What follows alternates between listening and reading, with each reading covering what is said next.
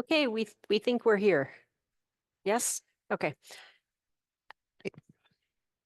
All right, let's get started, everybody. Thanks for being here. Cassandra, we'll have you take it away. Thank you so much for coming out on this snowy day. My name's Cassandra, and I work with Madison-Rafah Sister City Project, which has been here in Madison for, I think we formed in 2004. Initially, we tried to become an official sister city. We were not successful in doing that, but we have maintained a relationship with the city of Gaza, city of Rafah in Gaza over all these years. Have done a long series of humanitarian projects there, most of which have been destroyed now, but water filters in schools and children's programs and home renovations and things like that over the years. And I also have traveled to Palestine most years since 2006 to the West Bank. So I've worked with a small, actually two different small NGOs that provide accompaniment and protective presence to school children and farm families in an area at the southern end of the West Bank where children had to pass between an illegal outpost and an illegal settlement in order to reach their schools.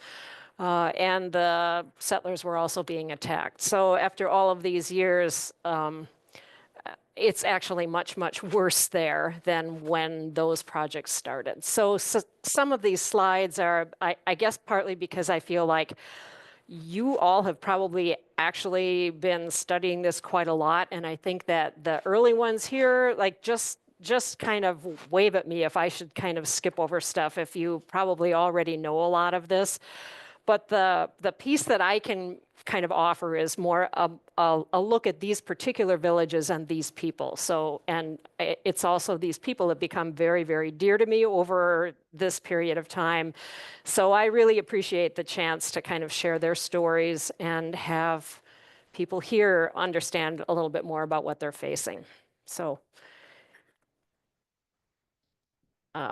this is, I put this in here because this is Palestine, and this is very, very beautiful, right? And it doesn't look so unlike Wisconsin. This is springtime. It doesn't look like this all the time, right? This is a beautiful time of the year there. But yes, very precious land. This area, this was taken when we were out with shepherds, but it's now not possible to stand where I was standing when I took this picture because the settler violence has increased so much. For some reason, I am not moving forward now.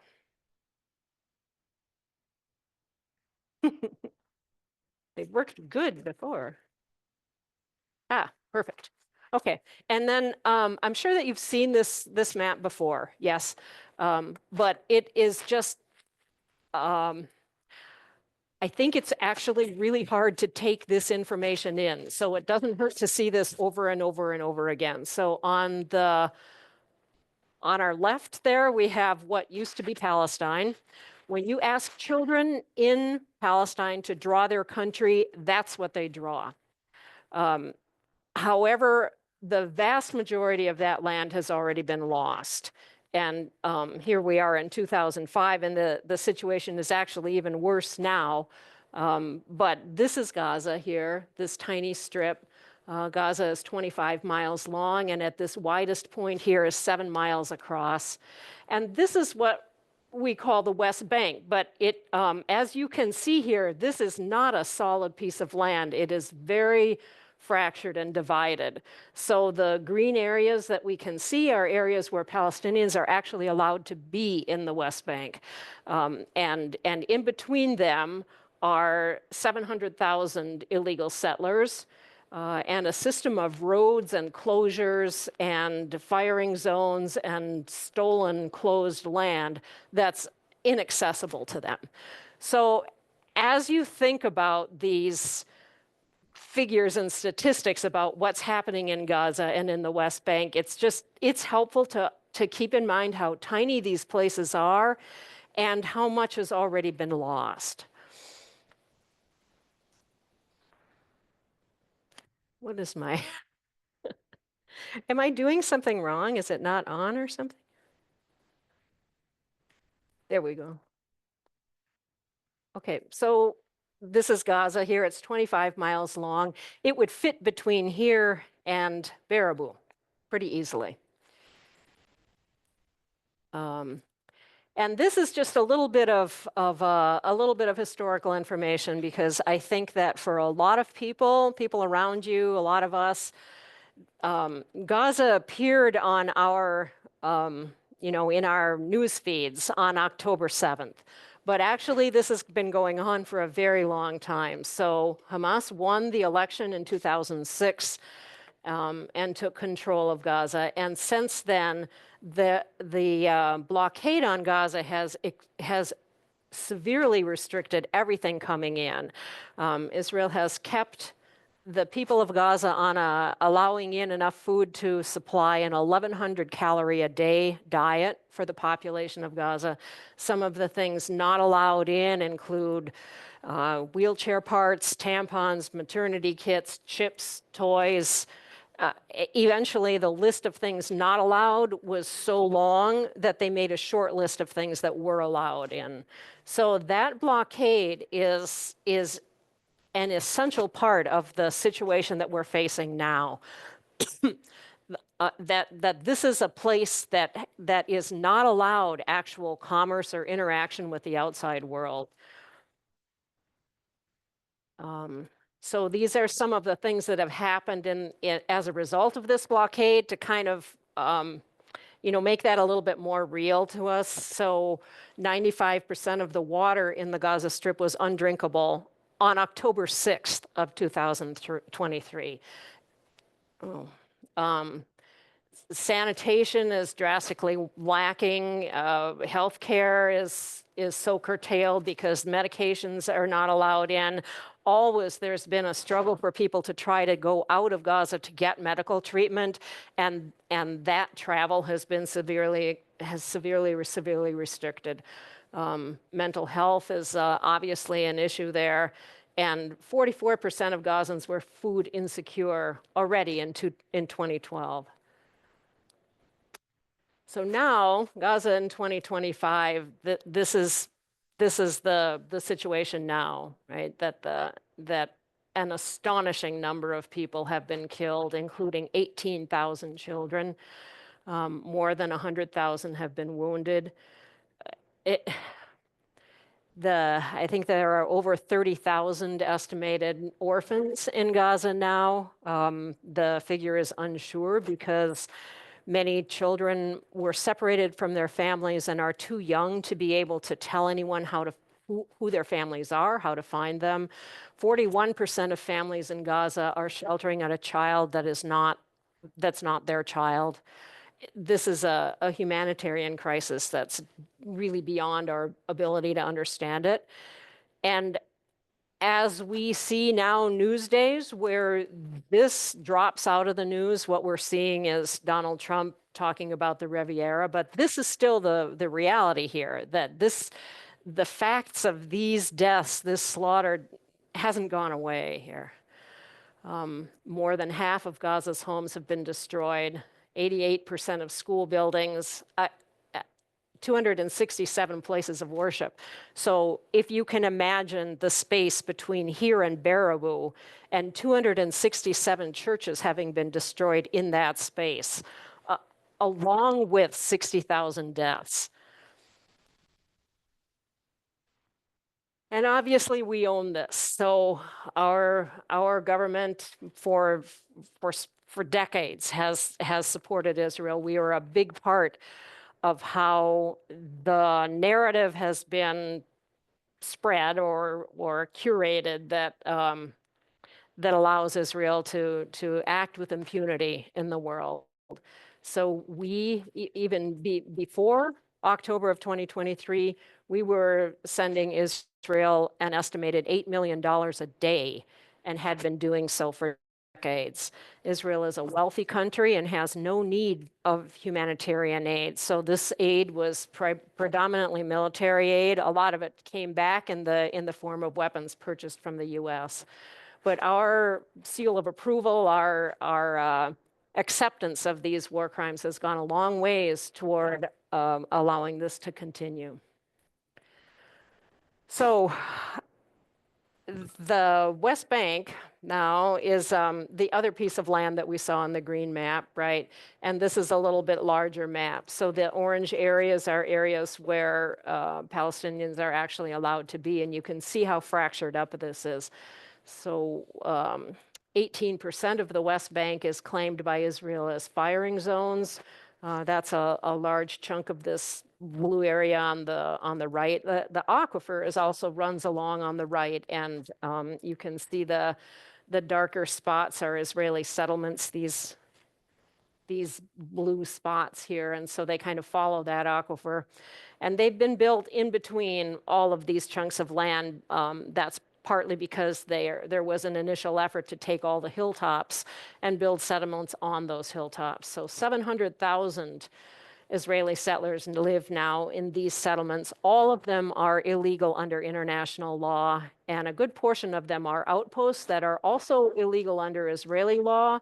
However, once those settlers are in those outposts, they're supported by the Israeli military. So, and throughout this area, there are 614 checkpoints and barriers and walls and closed roads.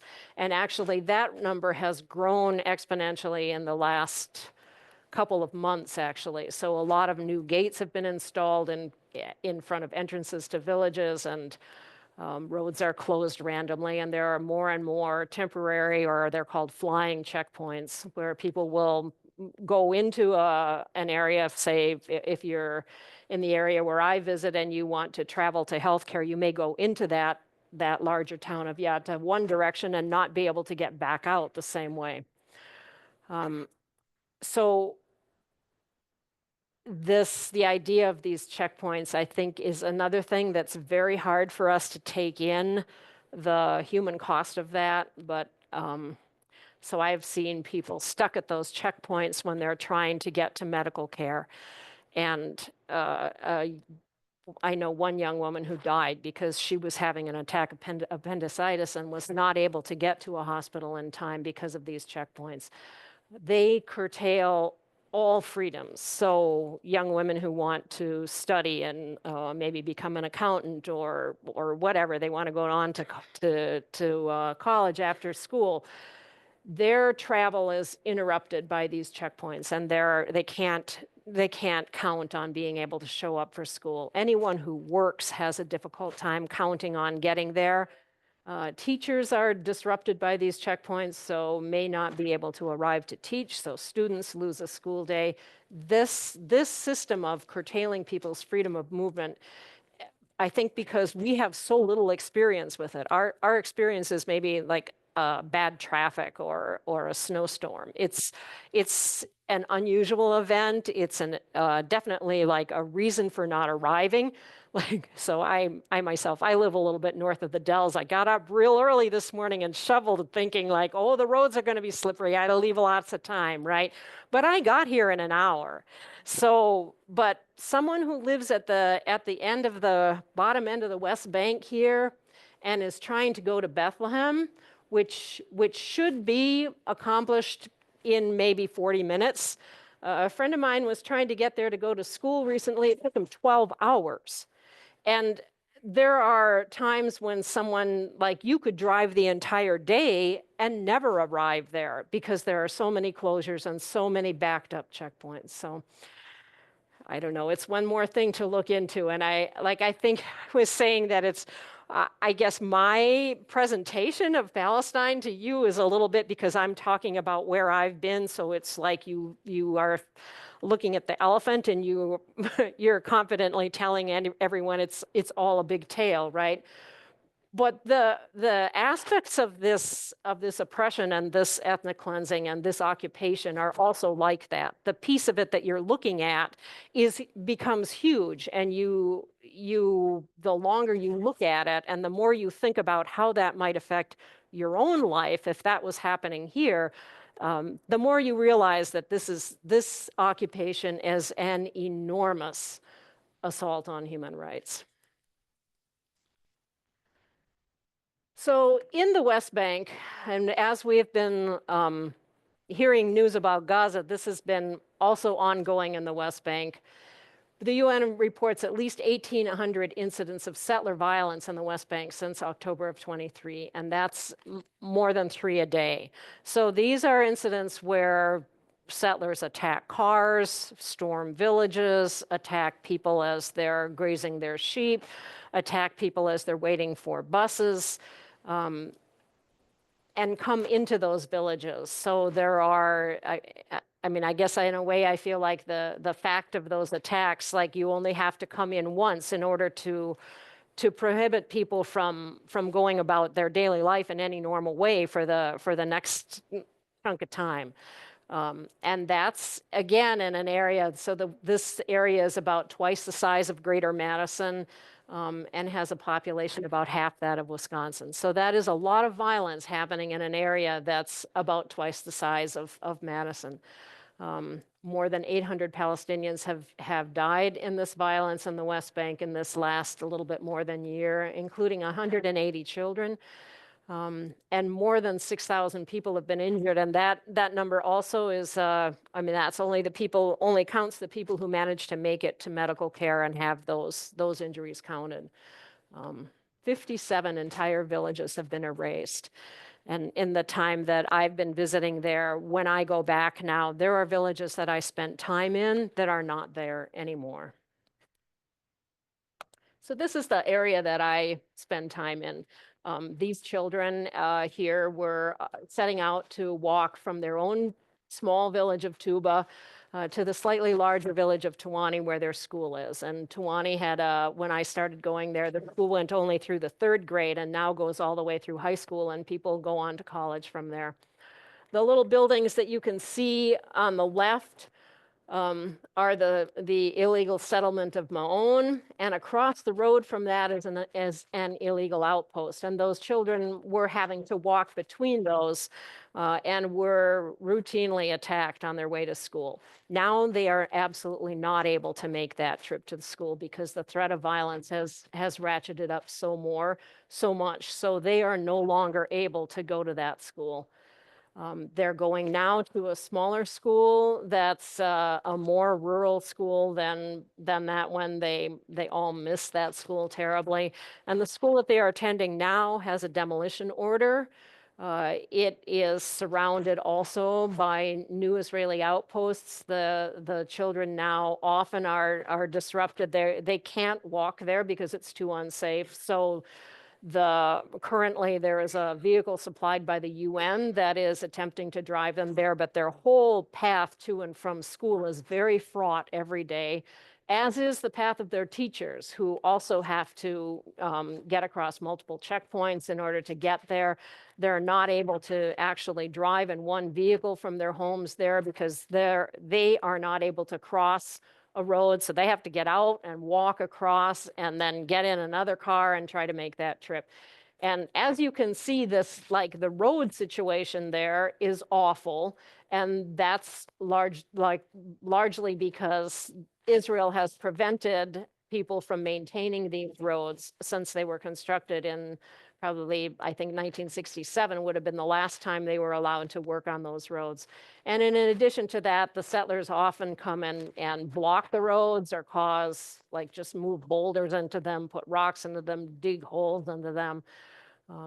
So yes, these children, the dedication to education there is phenomenal, that these kids are so determined to go to school that they cross all those barriers and their parents send them despite the fact that there are all these problems for them. So I was shocked by that in 2006, and I'm still shocked by how determined kids are to go to school. And even now, I know people in their 20s who did this trip as children, and it's still amazing to me. So this is life there. So I'm hoping that this may be interesting because we are a rural state ourselves. We're a dairy state. We have cows, and here it's sheep and goats. But this is what that land supports, is this dry land agriculture, and sheep and goats are a central part of that. So this is a family's entire savings right here. Their 401k, their college savings plan, their next meal, their daughter's upcoming wedding. their shoes, their asthma treatment, everything is right here. There's no other safety net for people. So when we think of people losing their land, it's not like, so maybe we imagine here like the right of public domain, right? Like if land being seized here, it's very rare. But I do remember when they built that crazy Foxconn facility, right? They exercised eminent domain and they took some people's land. And right, we were outraged if we were paying attention to that, right? And you have a lot of sympathy for those people. However, those people were able to buy another house, right? And if you lose this land and you lose these sheep, you really have nothing. So what's happening here in this region and throughout the West Bank is that settlers are stealing this land at a rate that has greatly escalated. They're doing this by threatening these shepherds and their families with violence, by bringing settler flocks onto this land and destroying these crops so that people are not able to graze on the crops that they planted the year before. And they're doing it by so consistently assaulting people and being so violent and so unpredictable that this type of work, like work, becomes impossible because it's too dangerous to be out there. This is a young girl in Tuba with her. The village of Tuba was invaded, maybe it's 3 weeks ago now, and the village's only vehicle was torched, and she was injured badly. She was hit in the head from behind and had to go to the hospital. So this is what a day out there grazing looks like. And honestly, this color is more more of the year. It's these colors there. But donkeys are a big part of that grazing. So people are out for a full day with those sheep, and we'll bring a donkey. Many donkeys have also been stolen by these settlers, along with thefts of the sheep. So this is the edge of that village of Tuba. This is a well there, so it's essential if you're out with those sheep all day to be able to get them water. Settlers have poisoned these wells, so these wells have existed for a long, long time. They're built to collect rainwater during the rainy season and then make that water available to livestock during the summer. But they've poisoned these wells by dropping dead animals into them, by urinating into them, by whatever route they choose. So this particular well is no longer usable. This is cheese that's made from that dairy. This is a women's cooperative that's formed to make this cheese. It's a hard cheese, so it's a little more transportable and it keeps well, and is really an essential piece of people's economy there. But these poisonings of both the wells and the sheep themselves have taken a big toll on these small businesses, partly because they've greatly reduced the milk supply and the constancy of that milk supply, and also because they've created this fear that the milk itself may be contaminated. So it has harmed the sales of all of those milk products. This is an older family in that village that they've been there a long time. So this is the entrance to these villages. Israel claims this area is a firing zone, and these are signs that prohibit anyone from entering the area unless they have a numbered ID and can prove that they live there. So all of the rest of us, including teachers and anyone driving the teachers, any internationals that are there to walk with those kids, are subject to arrest the entire time that we're there. And cars are subject to seizure if it's not a car that's licensed to someone who lives there. However, settlers are able to roam freely through that area and have established a number of new illegal outposts and face absolutely no consequences for being there. So the next few are kind of I guess an effort to kind of show you who the actors are in this situation here, and what some of the challenges being faced, like on an everyday basis, really, and before last year as well as now.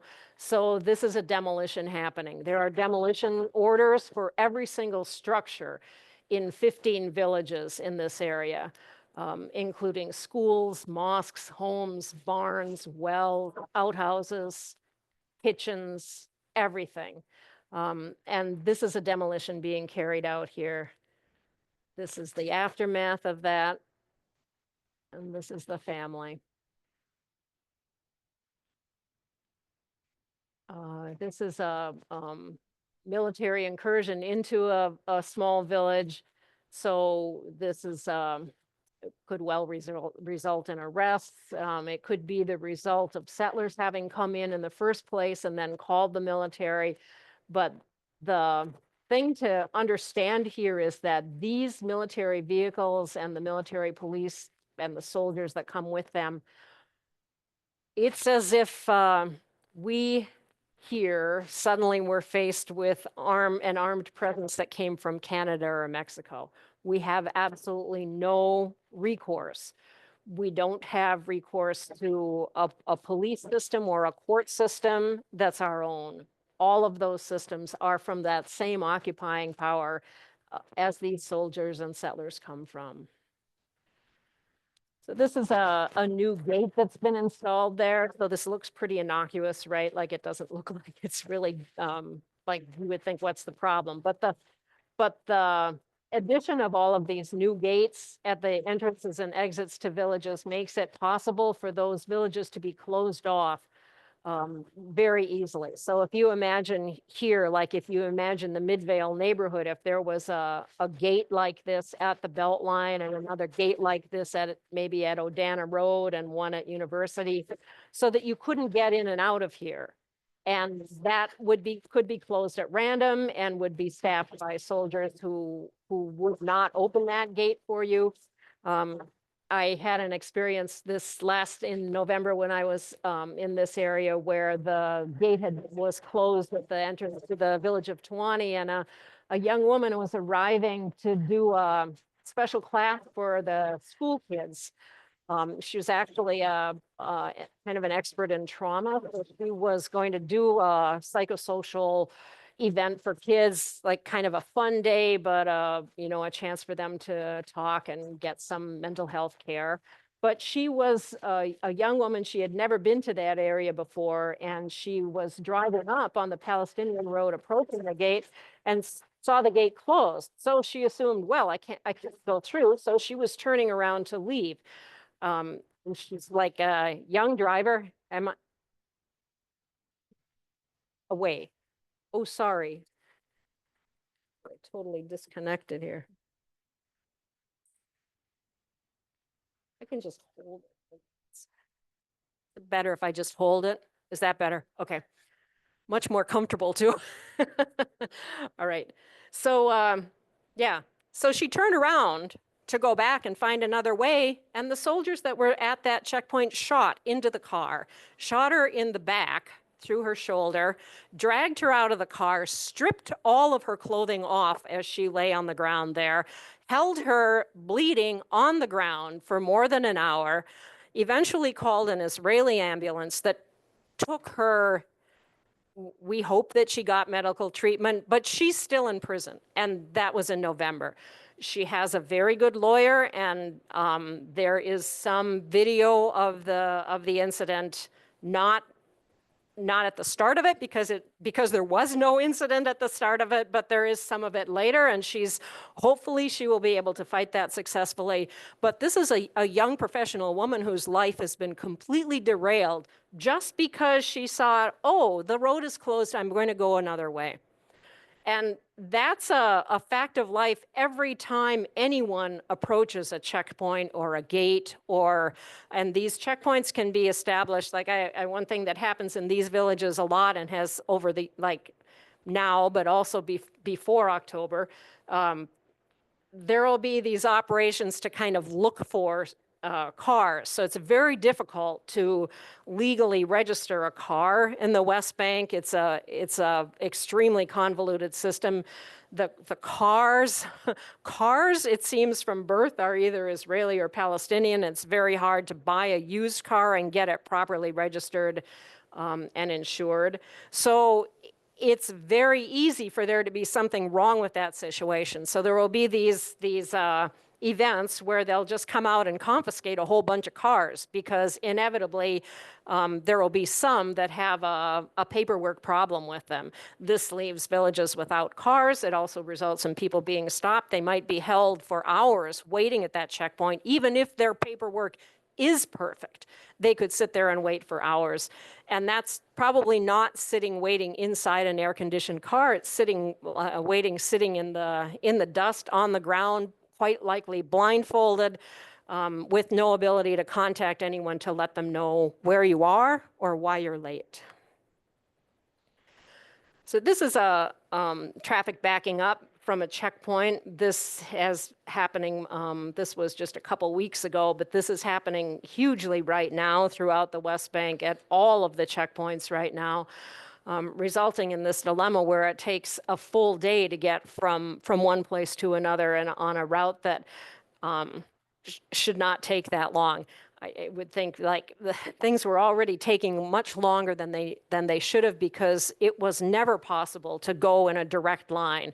So for instance, of like myself, if I would be traveling from Bethlehem to get to this area, you go like for years I thought like I am just so stupid here. I cannot get a grip on north and south. I can't understand, like I'd be looking for landmarks and trying to figure out, like watching out the window, like, well, then finally one day I thought, oh, I'm going to turn on maps and watch where we're actually going. And I thought, good grief, no wonder I can't understand this. We are going in these convoluted circles where, like, you know, the maps of our gerrymandered congressional districts. It was like that. You'd go out and around and in and out and up and down just in order to get from north to south. And in fact, the settlers in the settlements in the area where I visit, they actually can take a bus and get to Jerusalem or Tel Aviv in 20 minutes or a half hour on a nice bus with no problems.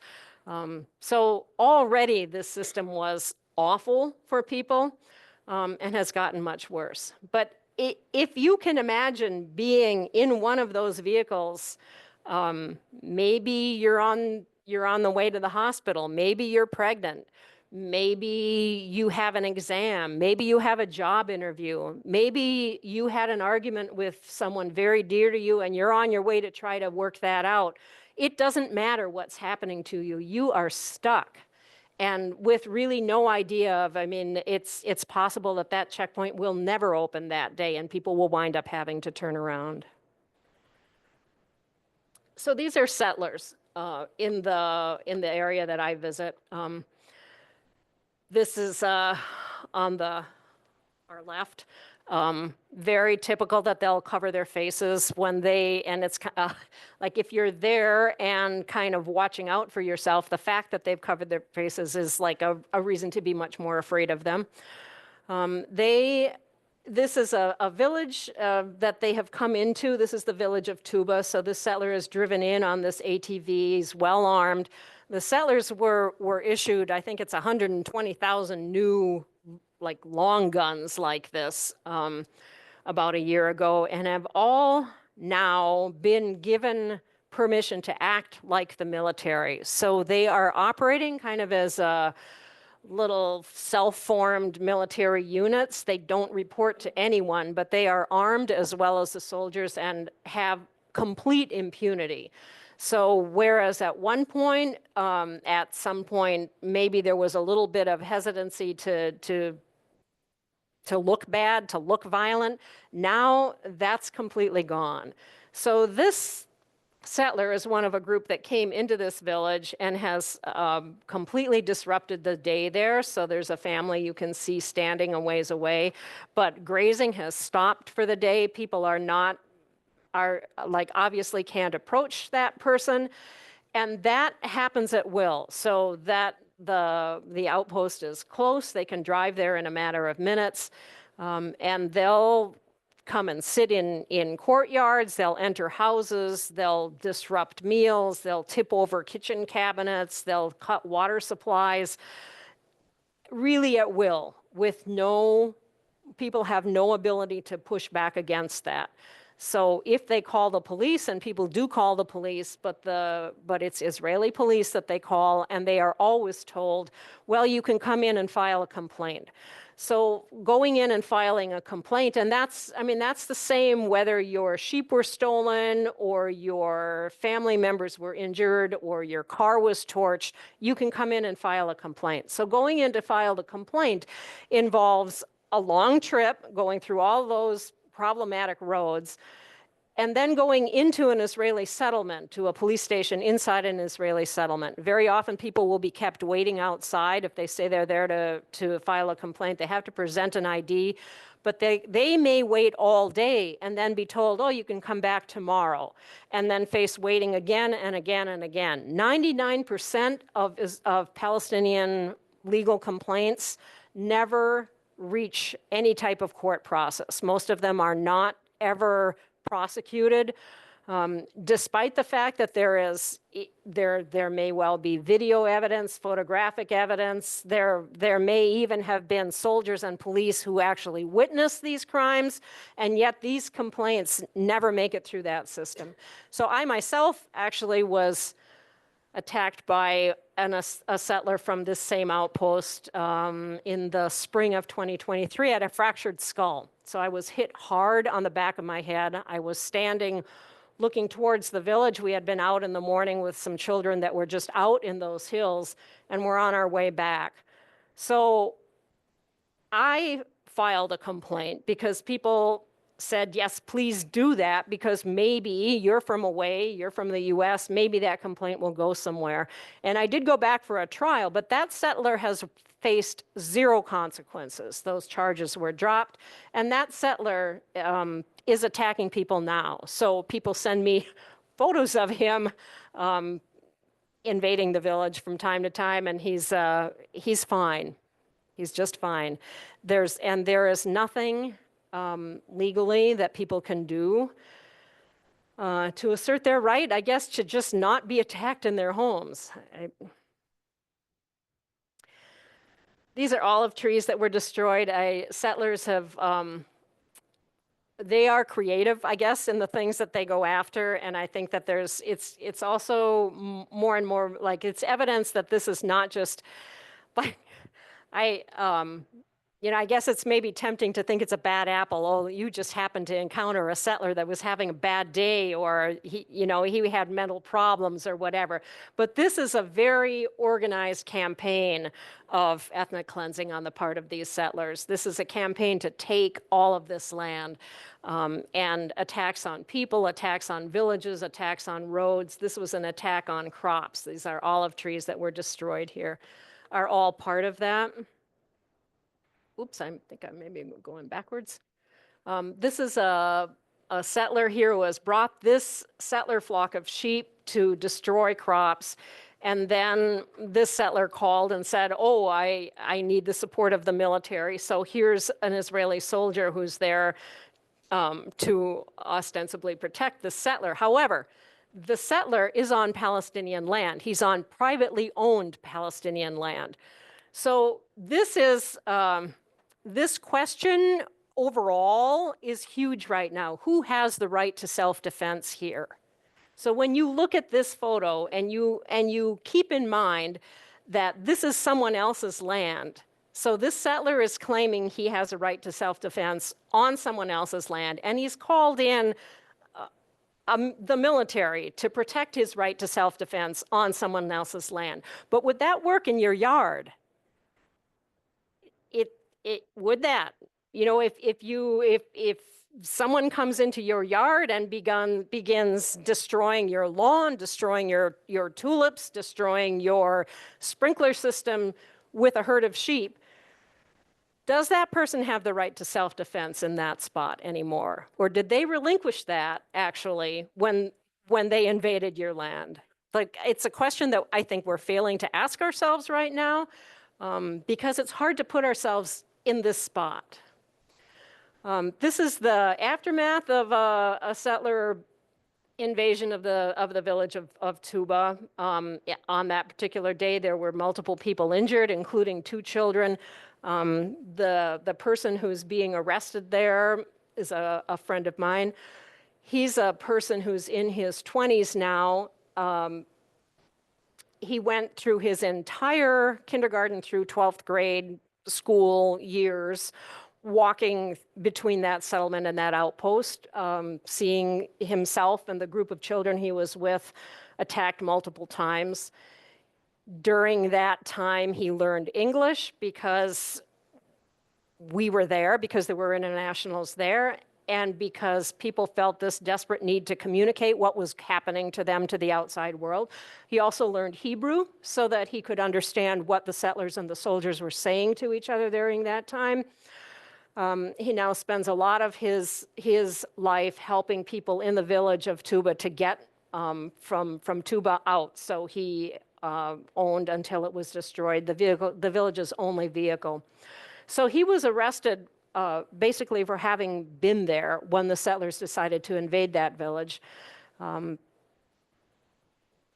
It's terrifying to see that happening. People are treated extremely badly in these situations, and you can see, like, so he's blindfolded and being shoved into the back of a Jeep. He may face dogs, he may be dropped off at a settlement, he may have his phone stolen, he may be, another friend of ours shortly before that was arrested and was handed over to settlers who put a bag over his head and taped it shut, who fired blanks at him while he was blindfolded, who left him in a room with dogs. And then eventually the settlers were done and they called the military. The military came back and picked him up and dumped him out on a road, and he found his way home. So, so what were these people doing? Like, did they ask for that, right? No, these people did not ask for that. They were going about their work day, right? This is like, and I find this, like, I work. I feel that my right to work, in a good way, is essential to my well-being, right? Like, I have a right to make a living, and we all do. And that's among these rights that people are losing here, and we're losing long before October 7th. This is a sheep that was killed by settlers, and so in this instance, they stole several sheep, and then they brought the carcasses back and left them in front of the doors of the houses. This is Isa. He's another child that I've known since he was like 3, and he was a very bouncy, and I guess we would say he was a very spirited child, right? He made that trip to school and was always like, you think like if the trip should be a mile, like he would have run 5 miles by the end of it, going in circles and back and forth and up and down and all over the place. He now herds sheep. He's 16. And he was beaten badly by settlers who attacked him while he was out with his sheep. These are settlers. This is what that looks like when you're out there and you're surprised by them. And so this is the situation that people are facing now more and more. I mean, this is within Masafriyata, the area that I visit. Somewhere amongst those villages, this is almost a daily occurrence.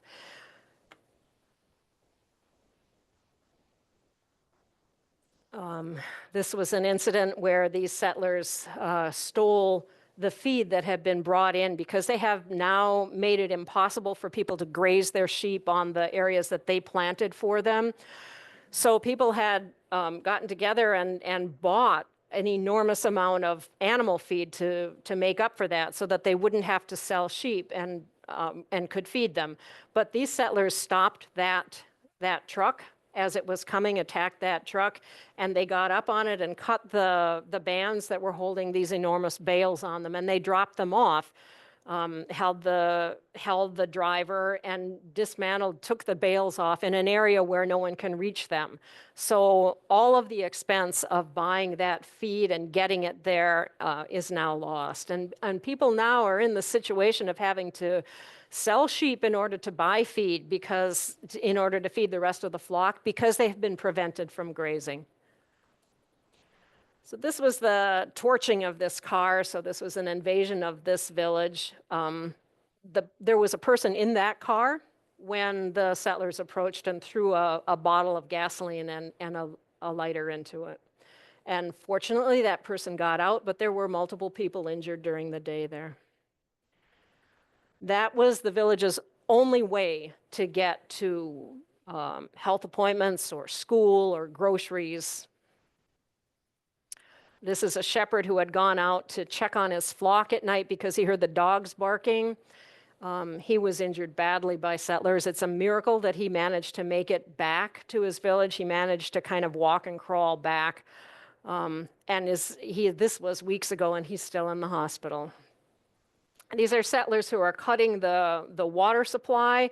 So these are gravity tanks that are used to so that people actually have water inside their houses. And because of all of the disruption of the wells, the poisoning of the wells, people have to have these tanks filled by a truck, which is a large expense. And so settlers watch that. And then when the tanks are full, we'll come and cut the outlets.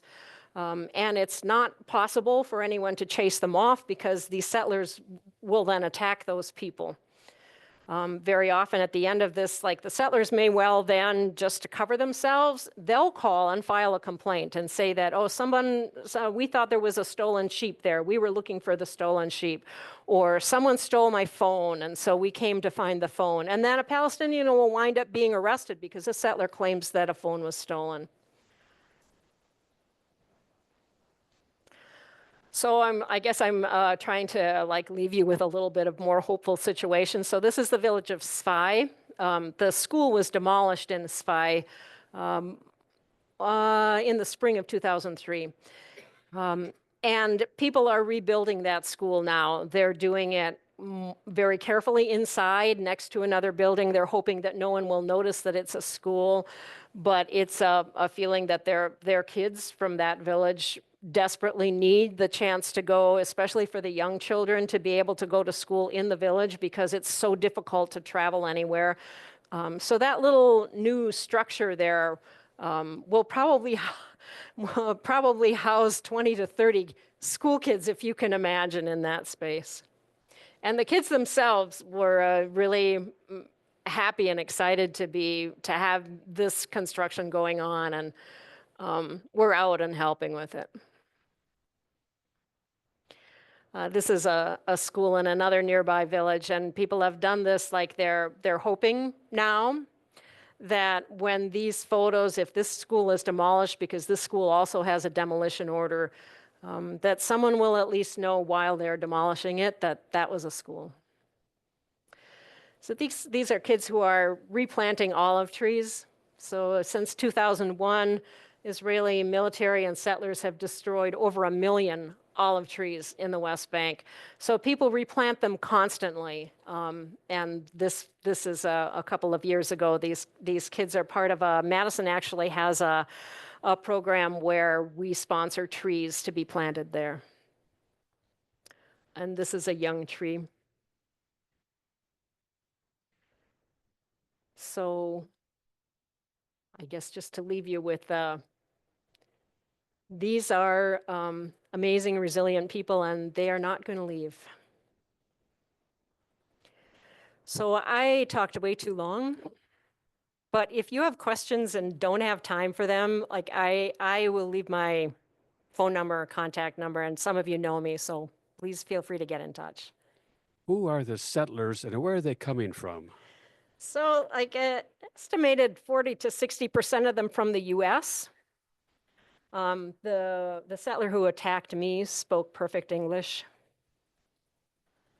A lot of them from Europe, a lot of them from outside, I guess. Well, this is a similar situation to our settlers, who we all came from outside ourselves. Yeah. So and these settlements have, you can go on their websites, like they are always recruiting. So they're advertising cheap housing in these beautiful new settlements, nice washing machines, nice playgrounds, nice infrastructure, right, that they have built. They are also hugely supported by the U.S., by charities within the U.S. that send an enormous amount of money to these settlers. Other? Yeah. Are they Jewish settlers or just anybody?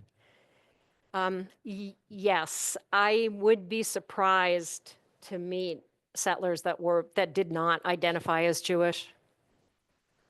I can't say that for, like, I have not met all 700,000 of them, but I guess that not all 700,000 of them are as ideologically driven. So the settlers in this southern area of the West Bank here, their purpose is to remove Palestinians. Their goal is ethnic cleansing.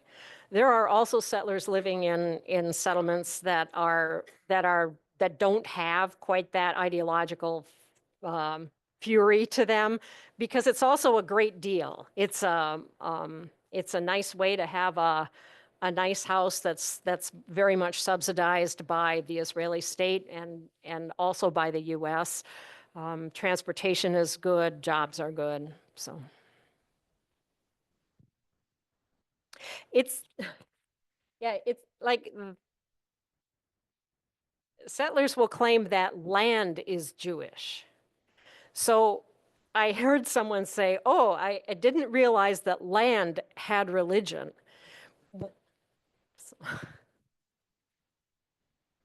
And I've had many kids, these kids, like, ask me, because they deal with this, like, if you imagine just being a child and living in this situation, they think about this all the time, and they're struggling to figure it out.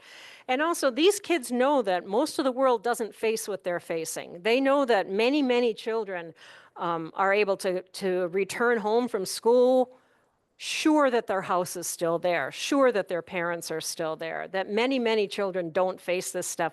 So I've had kids ask me, like, do you have settlers in your country? Like, what do you do about them? And so this is settler colonialism. This is how that looks. This is how that works. And this is why, like, this is empire that we're seeing here.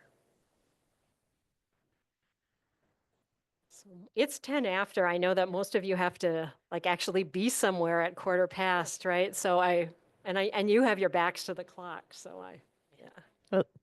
Yeah, one more. Thank you so much. I know you will be here next week. Right. But is there something just for those who might not be able to come back? Is there some actions that we could take? Sure. Yeah. Yeah, and I think that next week that's the plan. And I'm not sure, so I actually switched with someone who was going to come this week because she was feeling sick. So I'm not positive it'll be me personally.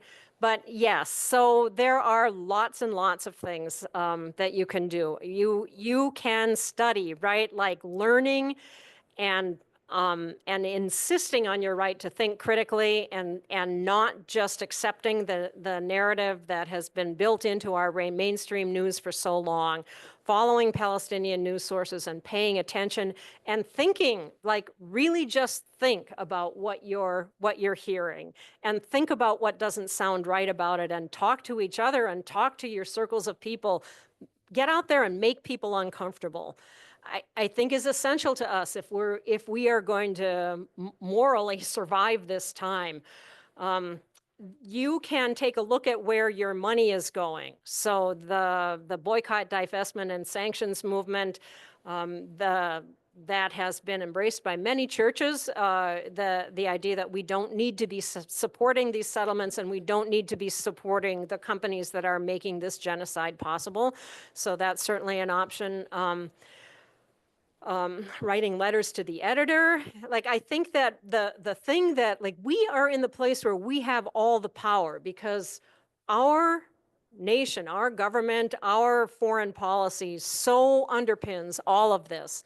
So talking to each other, even though it seems very slow and small, but it's something we can do that no one else can do. So doing this again, meeting regularly, it's essential if we are ever to turn the tide on this. and I have a little, I will, but email it to somebody. I put together a page of resources. Actually, I did it for next week, but I'll go ahead and send it to you so that you can get hold of that. So, I just want to mention that in the Midvale Moments that went out on Friday, there was an announcement about a Zoom session where Dr. Peter Macari will be leading at 6:30 on Thursday evening this week. And after I forwarded it to Pam, I learned that there was an error in it, and I haven't heard yet where the mistake is. I'm hoping it was the date. It said Wednesday instead of Thursday, but you need to register for that, and I really encourage your participation. Dr. McCary works for United Church of Christ and the Disciples of Christ and other religious organizations, and he's frequently over in the Mideast, and so he can bring really up-to-date information about what's going on. yeah, no, that kind of thing is like, that's exactly what we can do is listen to those voices and talk about it and talk about it and talk about it. I also there in Madison, Mennonite Action has formed a local chapter, and they actually are. There are people from multiple churches involved with that. It's not just the Mennonites. So they're planning a public action, I think, in early April at the farmer's market, I think, or if at least it's kind of in the early stages of planning. But if that's something that you'd like to get involved with, they're very open to having other people come. And Stephanie Raymer, who's involved with Mennonite Action, is going to come next weekend. So you'll have a chance to talk more with her.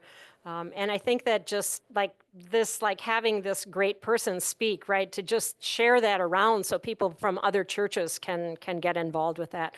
American Friends Service Committee has a program called Apartheid-Free Communities that was originally organized for churches, but I think that they sort of extended it to any unit of community, I guess.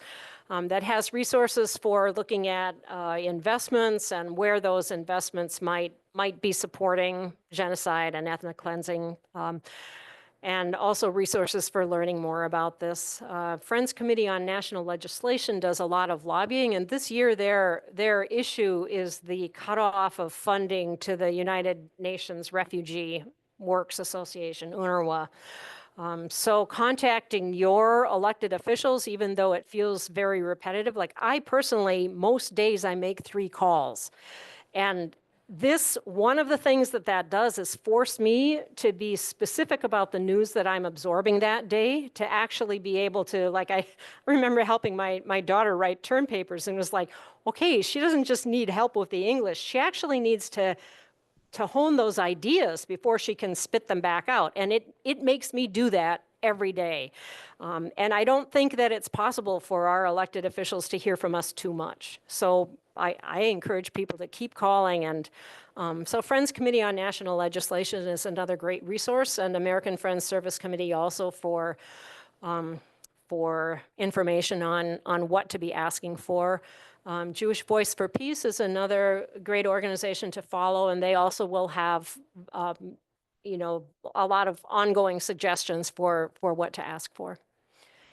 Letters to the editor, write some letters to the editor, because we have to talk to each other. We are where the power is. This is our tax dollars. This is our approval of this, so.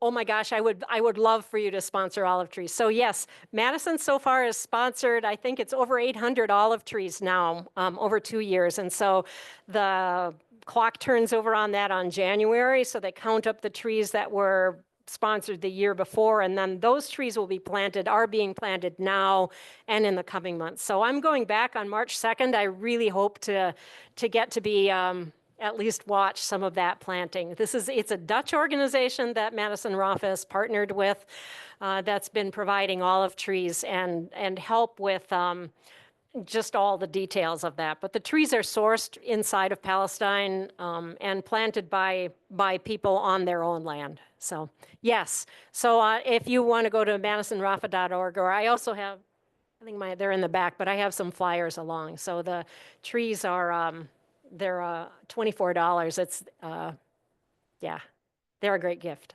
Cassandra, thank you so much for this presentation, and we'll look forward to part 2 next week. Thank you so much.